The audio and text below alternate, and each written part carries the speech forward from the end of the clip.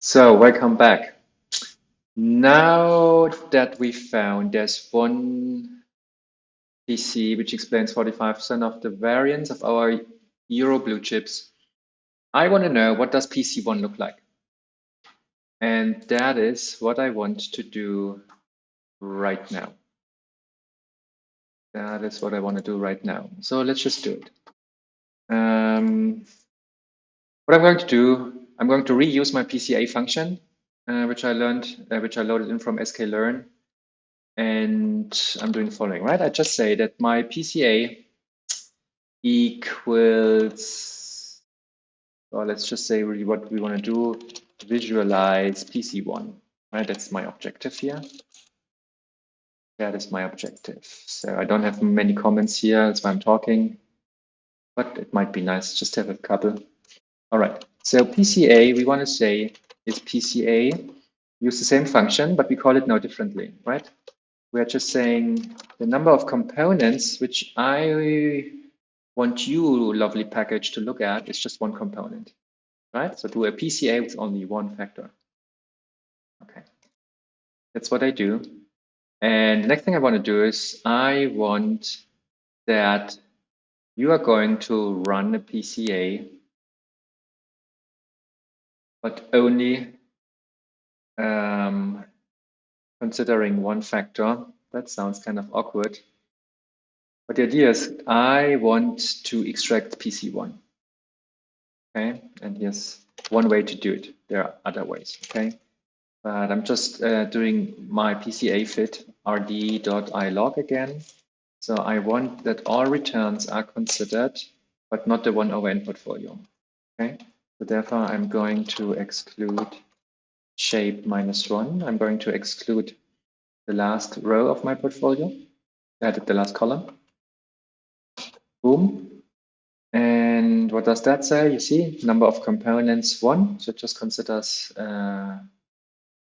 one PC. Why do I do that? Because what I really care about is now that one here, PC1, right? And my PC1, I use PCA dot, there's a function called transform.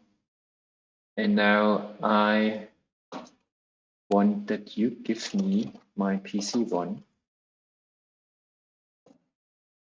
based on all the stocks, excluding the equal weight portfolio.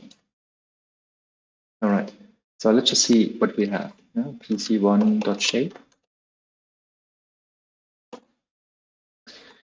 It's a one-dimensional vector with 5,380 observations. And let's just plot that. Let's just plot that. So we already loaded in the matplotlib library. We called it PLT. So now we can just say plt.plot. What shall you plot? Well, plot the time at the x-axis, RDN index, and plot my PC1. All right. Let's also have a little title, plt.title. What shall the title be?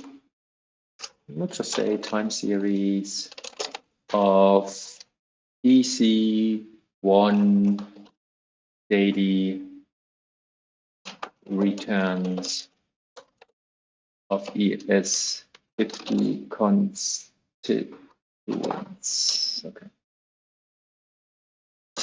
All right. And that is what it looks like.